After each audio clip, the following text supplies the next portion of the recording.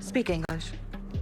Basically, Georgia law states that everything in that trust, including LLCs, sole proprietorships, intellectual property, everything, is protected from lawsuits, including divorce filings. So you see, all Andi, or really any competent attorney worth his salt has to do, is enforce those agreements, since your husband signed them years ago. You know, I've been seeing some interesting responses to Andi and her competence as a lawyer. And, you know, when the episode started, I really wasn't a fan of Marie's attitude. You know, just because you have money and whatnot, you don't have to act all, you know, just domineering and rude to people.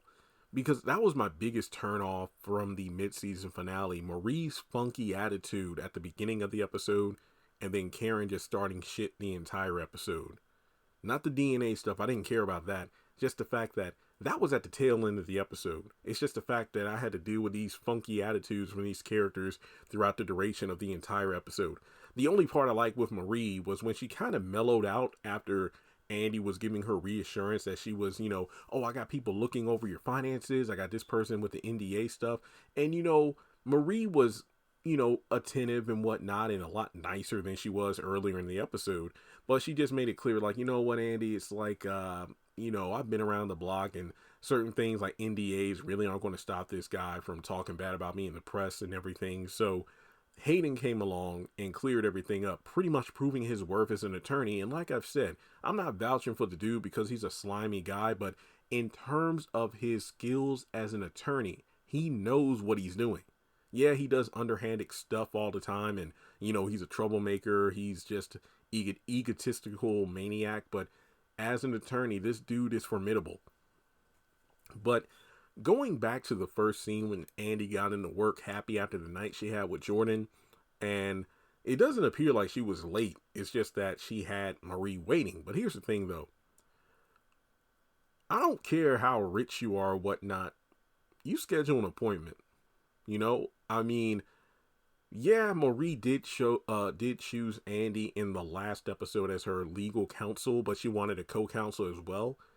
And it's kind of like, I bet Marie's like, you know, well, if I put you on my case, I don't want you eating, breathing, or sleeping anything but Mrs. Marie Willis. Emphasis on losing the Mrs. and the Willis. But you work on my case around the clock. But I mean, it's just like when you go to the doctor, you can't just go to the dentist without a schedule. Well, it depends on where you go. I mean, I'm talking about the ones around here. You can't just pop up at a dentist without an appointment. So when it comes to Marie, it's like, Andi, you know, she didn't know you were there. Two, she just got into work. You know, like, what exactly do you expect her to do? So I felt like in that moment, some people were like, man, Andi's incompetent. You know, after all the times Marie was meeting with her before, why didn't she have anything ready? Well, keep in mind, the first time Marie met with Andi was just to kind of get a feel for her, because she didn't choose her as legal counsel. She just went over there because Jordan recommended her. Then she met with Gary, who, you know, made jabs at her character. And then when Marie met with her again, that's when she said, okay, I'm going to choose you, but I want co-counsel as well. So canonically, the day before was when Marie chose Andi. So it's just one of those things where I guess these characters were just made to be pissy for no reason, just for the sake of drama in the episode, to make Andi look even worse, that when she finally got on the job to get Marie, you know, in her situation clear, you know, in the right position, Marie was like, okay, I'm glad you're actually doing something, but I don't think what you're doing is actually going to have any lasting impact to protect me and my assets. But then Hayden, who wasn't even chosen as co-counsel at the time, in one brief scene demonstrated that, you know, actually I did this, and that. I looked at these forms and it turns out, yeah, there's a bit of a loophole in the prenups and whatnot that your husband signed with your previous legal team. So we need to solidify this stuff in order to protect your assets. So pretty much in one brief scene, he undid all the work that Andi did the entire day. So he proved his worth as co-counsel. Now, I don't think it's a matter of Andi being incompetent. I just think it's a matter of,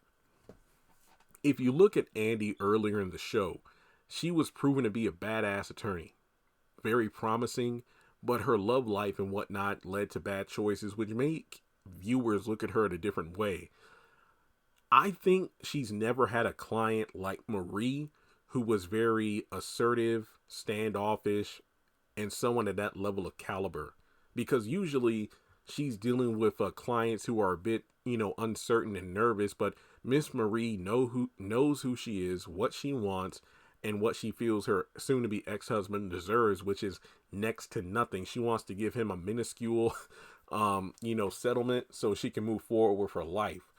But yeah, I feel like, even though it hasn't been stated, wasn't she married? Wait, I know she said she was married like, 15 years or so, but I don't think it was ever mentioned she was married before.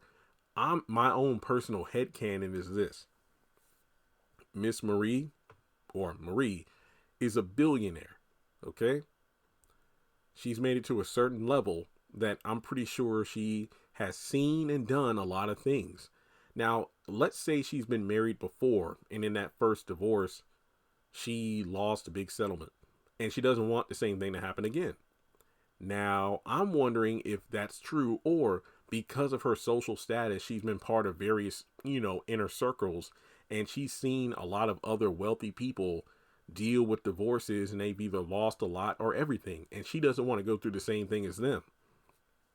That's why she wants her assets protected at all costs. Now, when you're dealing with someone of that social status and wealth, yeah, they're going to be a bit more abrasive and whatnot because they demand perfection. But at the same time, Andi just got the job. Yeah. I mean, she just got into work. That's like your boss getting on your case because, hey, I put you on this project yesterday. Why aren't you at your desk working? Because I don't clock in for another 42 seconds, But I don't know. I just feel like Andi, somebody did point this out on Twitter. I think the writers, not just the new writers, but Tyler, did this starting a couple of seasons ago as well. They made Andi way too timid, easy to walk all over, uncertain, not convincing in her confidence, all in an effort to make Fatima look that much more of a badass. Because how many times have we seen it where Andi is like, you need to stop talking to somebody like this, or you need to calm down, or hey, you're gonna regret it. I mean, hell, look at the good cop, bad cop routine Andi and Fatima did in Gary's office. Gary, if you don't tell us what we want to know, you're gonna be sorry. And then, that's when Fatima took the blade out, and it's like, nah, Andi, what happened to that grit you used to have, I think that Andi has just been written to be in a more comedic fashion, just so, again, characters like Karen or Fatima could stand up, save the day, and be more badass as a result. But that comes to the detriment of Andi as a character. Like I said, she used to be a hotshot attorney. Now it's like, she used to be Maxine Shaw in terms of her competence, but now that's kind of gone now. Because the Andi of old would have been like, look, Marie, I'm well aware of your social status. I'm well aware of what your business with this law firm will do, not just for me, but for the company as a whole. But what you're not going to do is disrespect me. I feel like that Andi is never coming back, which is sad.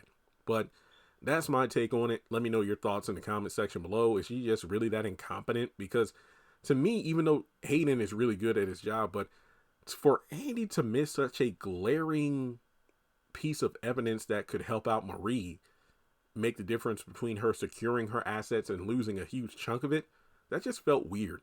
It really did. So, I don't know. Maybe it was written that way to make Hayden look that much better as co-counsel, but let's talk about it in the comments. Like and subscribe, and I'll catch you in the next video.